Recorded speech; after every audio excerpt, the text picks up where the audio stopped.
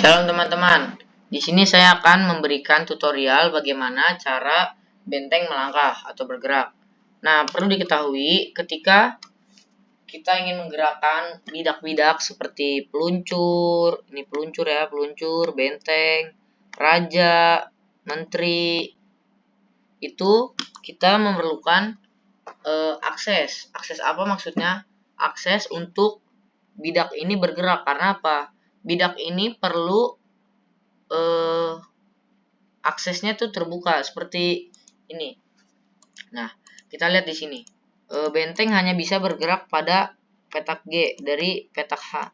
Karena apa? Karena ya hanya itu saja ruang lingkup untuk pergerakannya. Lihat. Benteng tidak bisa melewati pion. Lihat no. Yang bisa melewati pion hanya bidak kuda. Nih, tuh. Oke, nanti itu akan saya bahas lagi. Nah, kemudian berfokus pada benteng. Pergerakan benteng itu hanya pada petak horizontal dan vertikal. Jadi, benteng ini bisa bergerak kemana saja sesuai kemauan kita, asalkan kita menggerakkannya itu secara vertikal dan horizontal.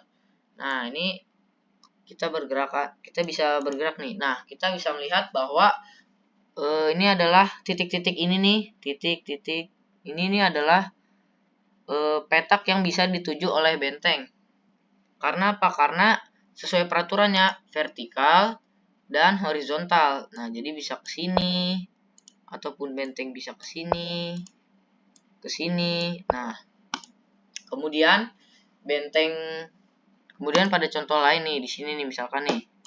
Benteng yang ada pada petak F atau pada petak hitam bisa bergerak lurus atau ke atas nih ya, atau enggak ke samping. Ke samping hanya ke sini saja ruang lingkupnya ataupun sini. Nah, kemudian benteng ini tidak bisa melompati bidak yang lain nih. Sini tidak bisa. Atau mau benteng ini pindah pada petak G ya tidak bisa karena ditutup. Jadi setiap bidak selain kuda itu perlu akses yang dibuka untuk menggerakkan bidak tersebut. Maksudnya gimana? Nah, nih, misalkan kita mau menggerakkan benteng yang ada pada petak E ini untuk ke petak G.